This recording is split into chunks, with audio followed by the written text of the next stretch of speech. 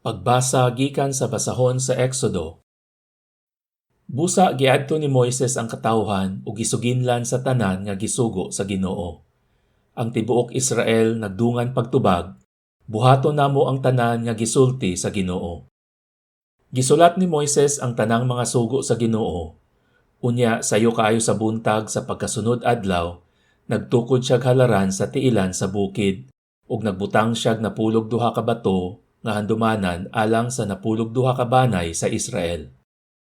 Unya nagsugo siya mga batan-ong lalaki aron paghimog mga halad nga sunogon ug pag-ihaw og turong baka aron ihalad ngadto sa Ginoo alang sa usa ka halad sa panaghiusa. Unya gikuha ni Moises ang katunga sa dugo ug gisulod sa mga dulang. Ang katunga gisablig niya sa halaran. Unya gikuha niya ang basahon sa kasabutan ug gikusog niya kini pagbasa ngadto sa katawhan ug sila miingon, "Tumano namo ang tanang gisugo sa Ginoo ug sundon namo siya." Unya gikuha ni Moises ang dugo nga diha sa mga dulang ug gisablig sa katawhan.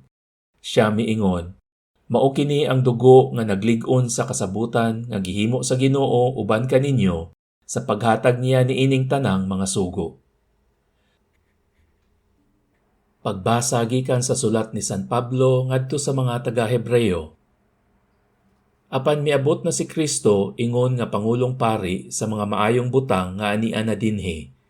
Mas halangdon ug mas hingpit ang tulda nga iyang gialagaran kay dili kini binuhat sa mga tawo, sa ato pa dili tipik ni ining kalibutana.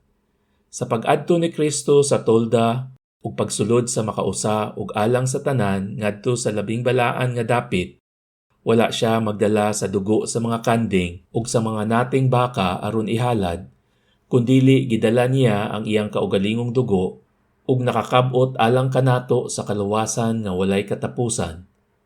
Ang dugo sa mga kanding ug toro nga baka ug ang abo sa sinunog nga nating baka isablig ngadto sa mga tawo nga dili hinlo sumala sa seremonyas. Ug naghinlo kini kanila pinaagi sa paghugas sa kahugawan nila sumala sa seremonyas. Sanglit tinuod kini, unsa pa kadako ang nahimo sa dugo ni Kristo.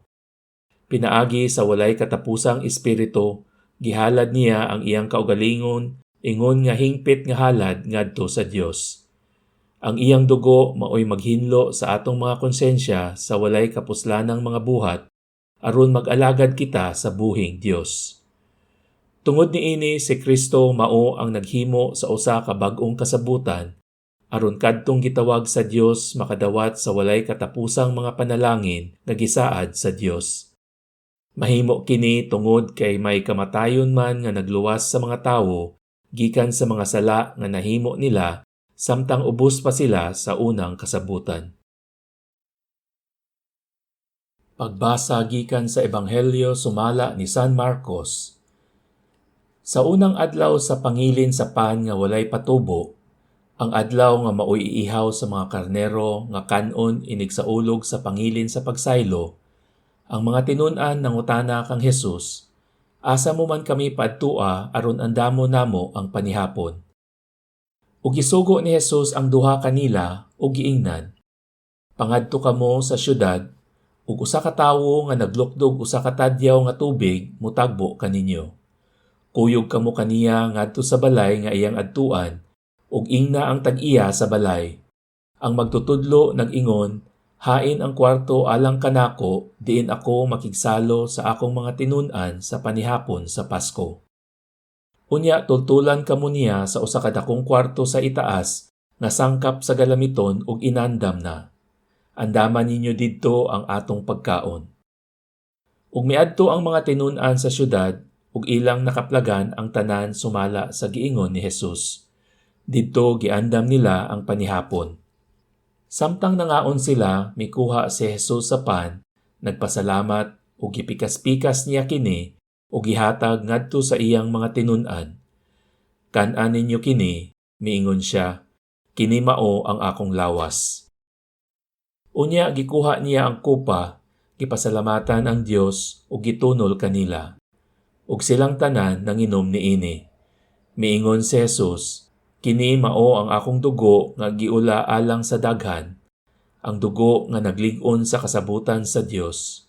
Ug sultihan ko kamo nga dili na gayud ako mousab pag-inom niining bino hangtod sa adlaw nga moinom ako sa bag-ong bino didto sa gingharian sa Dios. Unya nag-awit sila og usa ka awit sa pagdayeg sa Dios ug nangadto sa bungtod sa mga olibo.